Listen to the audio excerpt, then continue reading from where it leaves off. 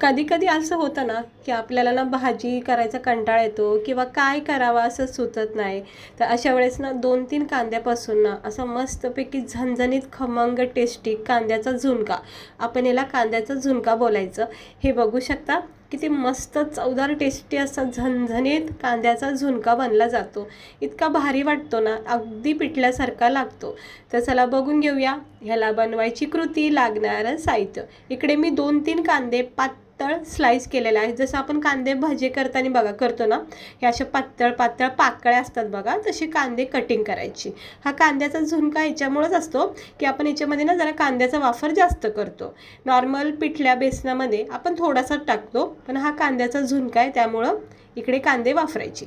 थोडी कोथिंबीर घेतली आणि इकडे मी अर्धी वाटी बेसन पीठ घेते. बेसन पीठ आता जसं लागेल तसंच वापरायचं, अंदाजा काही सांगू शकत नाही, कारण जितकं लागेल तितकं वापरायचं. तर कढईमध्ये तेल तापत ठेवायचं आणि त्याच्यामध्ये सुरुवातीला कढीपत्त्याची पानं टाकायचे. खूप सोपी रेसिपी नाही, इतकी म्हणजे झटकीपट तुम्ही बनवू शकता. अगदी कोणी आलं गेस्ट पाहुणे वगैरे तर झटकीपट भाकरीसोबत खायला तुम्ही हे बनवू शकता आणि आवडीने खातीन इतकं छान लागतो. आता कढीपत्त्याची पानं टाकले की याच्यामध्ये आपण थोडेसे जिरं, थोडेसे राई टाकायचे, हे बघा, आणि याला जरा तडतडून घ्यायचं. आज पण जरा मला भाजीचा कंटाळाच आला, उशीर झाला होता, त्यामुळं भाजीला काही सुचलं नाही. त्यामुळं म्हणलं चला कांद्याचा झुणका झटकीपट करावं, 2 भाकरी करायच्या आणि मस्त बेत होतं. आता हे राई, जिरा, कढीपत्ता चांगलं जरा तडतडून घ्यायचं. कढाई जरा ओली असल्यामुळं पाणी उडते बघा. हे थोडंसं असं तडतडून झालं की आपण याच्यामध्ये 2-3 कांदे जे बारीक कट करून घेतलेत, म्हणजे पाकळ्या केल्यात ना, ते याच्यामध्ये टाकून घ्यायचं आणि परतून घ्यायचं. सकाळच्या टिफिनसाठी सुद्धा खूप छान भाजी आहे ही. आणि ह्याला मिक्स करून घेऊया. सगळे कांदे झटकून टाकलेत, म्हणजे व्यवस्थित टाकून दिलेत. आता ह्याला सगळं व्यवस्थित परतून घ्यायचं, जोपर्यंत कांद्याचा रंग चेंज होत नाही, जोपर्यंत याच्यामध्ये गोल्डन ब्राऊन असा रंग येत नाही, म्हणजे हलकासा असं नरम सॉफ्ट पडत नाही ना, तोपर्यंत त्याला फ्राय करायचं. आणि ह्या स्टेजवर ना थोडंसं चवीनुसार मीठ टाकायचं. म्हणजे इतकं मीठ टाका की आपलं पूर्ण भाजीला कवर होईल, जास्त पण नको आणि कमी पण नको. आता मीठ टाकल्यामुळं काय होतं बघा, कांद्याच्या प्रत्येक पाकळीला मिठाची कोटिंग लागली म्हणजे चव लागते. वरून टाकायचं नाही अजिबात. छानपैकी आता मस्त एकजीव झाले, मीठ टाकून घेतले. आता आपण ह्याच्यामध्ये बेसिक मसाले टाकून घेऊया.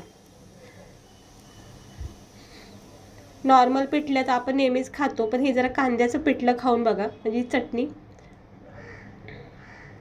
थोडेसे परतून झाले की याच्यामध्ये आपण बेसिक मसाले टाकूया.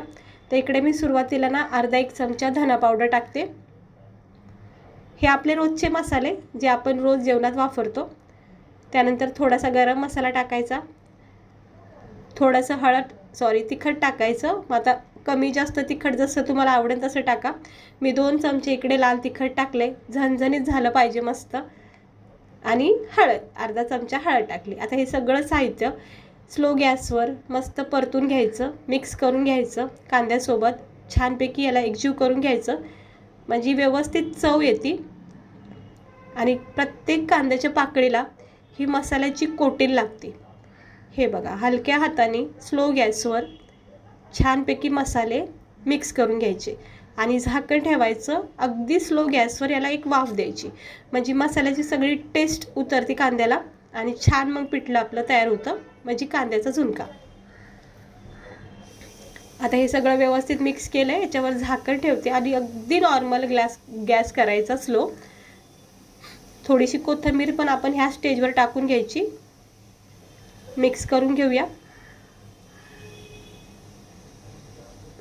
बस व्यवस्थित असं कोथिंबीर मिक्स करून घ्यायची, एकजीव करून घ्यायची. झुणका वगैरे झाल्यावर पण तुम्ही टाकू शकता, पण इथे टाकलं ना एकजीव होऊन जाते व्यवस्थित ह्या स्टेजवर. आता याच्यावर झाकण ठेवते मी, थोडंसं तेल सुटेपर्यंत याला जरा वाफ देऊया. मस्त झाकण ठेवलंय बघा, तुम्ही पाहू शकता तेल कसं कडीला सुटलं आहे.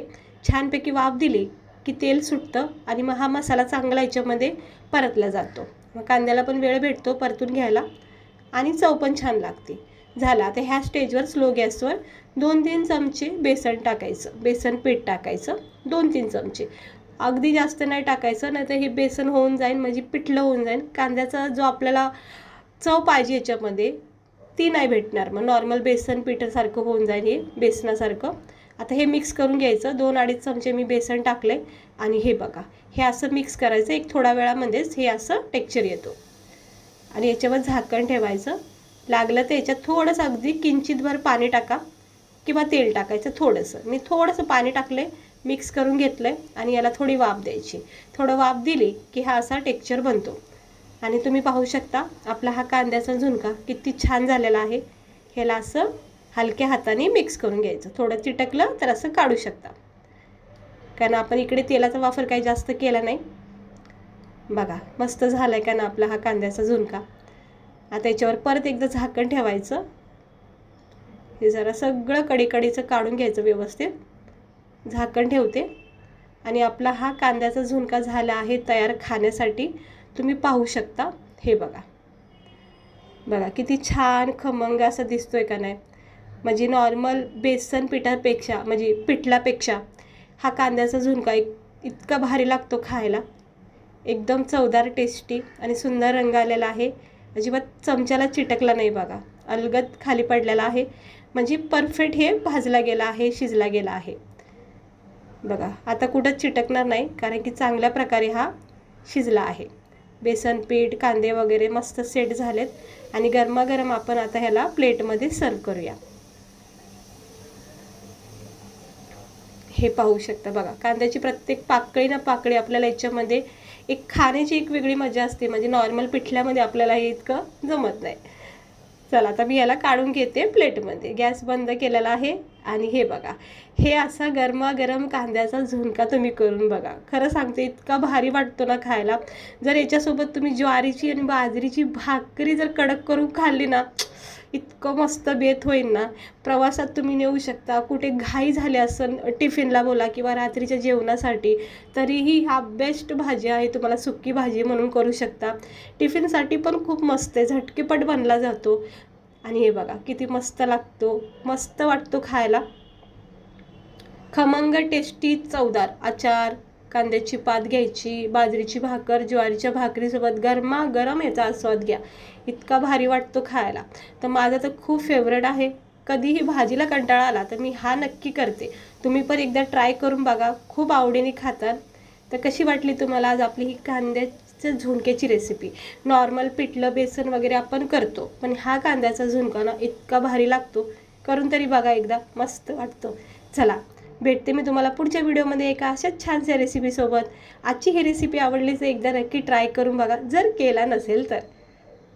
मस्त झाले बघा, रंग किती सुंदर आला, एकदम खमंग, टेस्टी, चवदार असा कांद्याचा झुणका.